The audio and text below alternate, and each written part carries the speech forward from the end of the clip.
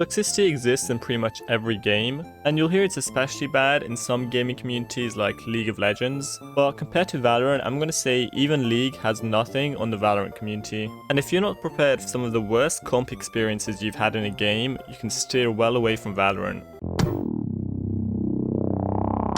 How many times has before even the game started, you realized you're in the worst lobby of your life? You've got 3 people trying to insta-lock Reyna, one of them is already screaming down the mic, another shouting racial slurs, and the other one just says I'm dodging, but then doesn't even dodge. And you already know the next 40 minutes you're going to be sitting with this team, having to pull through and hope you don't lose too much RR after this loss. It's going to be the same 4 people for 40 minutes, and even if you decide to dodge, there's a limit how much you can dodge before you get put on a timeout. And in a game like Valorant, where using your comms and callouts is so important, it really sucks to have bad teammates or toxic teammates you just can't communicate to. Like in a ton of other games, using a mic is not as common or not needed, or the games just aren't as long, so even if you have a few bad teammates, it's no big deal. Or the most someone can do if they're being toxic is just type stuff in chat, and that'll get censored anyways. And you have a lot of tools in those games, such as muting them and reporting them and so on.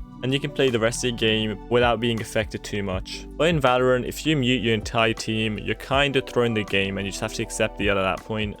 And people will probably start throwing. And although this may sound rare, because how many games are there where you just have these insane people, it doesn't take long for you to become one of these people too. I'm not going to act like I'm some angel either, and I've never been toxic in a game. But once you're on your 5th loss in a row, and there's some random guy with 1 kill and 15 deaths, and he's telling you how to play, and you're about to D-rank all the way back to Iron, you genuinely don't care, even if you get reported for being toxic or whatever. And playing competitive in Valorant can be such a demoralizing experience, because you can sink 8 hours straight in one day, win 5 games and lose 5, and you end up exactly where you were at the start, except a whole ton angrier and frustrated than before. And another thing that really sucks is you can see how much toxicity has been embedded into this game by pretty much checking any content creator out there. Like, you'll have Radiant players screaming at Gold players for playing like a Gold would, and their comments being mostly supportive. And on the other hand, you have pretty much any female streamer who you'll almost never see solo queue in comp because of the inevitable toxicity they'll face if they're not top fragging or doing good. And this kind of toxicity even exists among content creators and big names in Valorant. I'm sure everyone remembers the Jason R controversy where he dodged a girl, and you'll see plenty of other content creators being super toxic in ranked games, even when it's pretty unwarranted. Valorant's playbase is almost 40% female, but in less than a quarter of my comp games have I actually heard a girl come or use her mic. And then obviously there's also the racism, and if you're playing on a server like EU, you'll constantly be matched with people from loads of different countries, and people with all different accents. So it's kind of inevitable that you'll hear some racism from time to time. And it seems the more you climb in ranked, the more you're matched up with these people desperate to rank up. And every game is super important, as you could have 3 games worth of progress gone in one game due to how losing and winning RR can work. And you'll constantly see people asking to FF after being 4-0 down and pretty much mentally giving up even if they haven't literally given up. Ranked can be such a bad experience depending on your teammates, but the only way you'll actually rank up consistently is if you're way above your current rank. You basically have to become the Smurf in your own rank if you want any chance of consistently ranking up. In EU, the issue is basically everything: the ping, the players, the people, the racism. It's all in there. What's harder, Radiant EU or Radiant NA? EU Radiant is harder, but NA Radiant is nicer. It's a nicer play. It's a nicer place to be in. So why does EU have such a bad rep? Does they really have the most toxic players out of any Valorant server?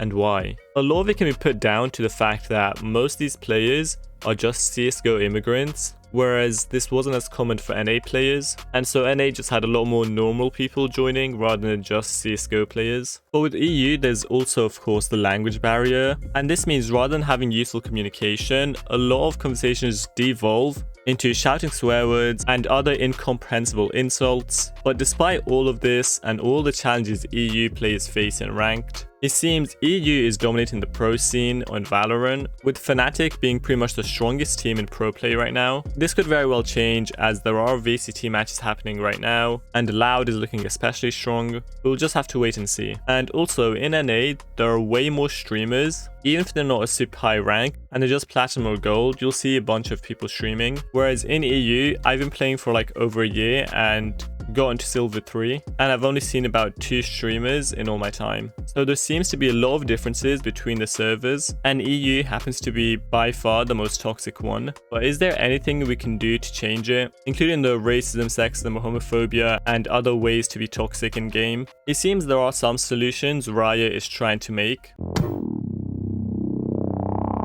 So in February 2022, Riot made a post talking about how they want to tackle toxicity in in-game chat and over the mic. The 2 ways they track this behavior is through player feedback such as reporting and through the muted words list. Now obviously every time you make a report, it doesn't mean it'll be successful, but if player gets reported enough, they might receive a small time ban or a permanent one. And the muted words list is just typing out words you shouldn't be. So are the results in comm restrictions. As you can see, there's a somewhat upward trend of comm restrictions and definitely an upward trend in terms of game ban. So it seems more and more people are getting punished, but it doesn't mean toxicity was lowered. But then in November 2022, they decided to add real-time text evaluation, but only for NA. So essentially they were trying to make sure they could stop people in the middle of a game from chatting if they felt their behavior was disruptive or toxic. And just recently, this August, they decided to create a global rollout of the real-time text evaluation intervention system. So it's not something that you'll just see in NA anymore. Personally, I think it would be quite difficult for Riot to solve this problem themselves. But one thing I wish they'd do is perhaps just have more people working on responding to reports. Because there are a ton of times where I report someone, and out of all the reports I've done, I've only seen one response saying your report has been successful. I wish they'd just say it's been unsuccessful if it has, or really anything that lets me know that my report has been seen. And I know it probably takes a lot of work to go through every single report and make sure what has or hasn't been said. So normally I write down what round the incident happened in case they don't know themselves. And apart from that, I think there's also something we as a player base have to fix. Because all Riot can really do is just wait on reports and hope that they take down what they need to take down. And when I say we as a player base just have to be better, I don't just mean don't be blatantly racist in your games, but call it out when you see it. At the end of the day, if it's just one person being really toxic, the rest of the team can shut them down or just collectively mute them. And we really need to let go of this mindset that some players have, where they think it's something of pride to have a toxic player base. And you'll see some 9-year-old Call of Duty players being like saying you'd never survive in a Modern Warfare lobby.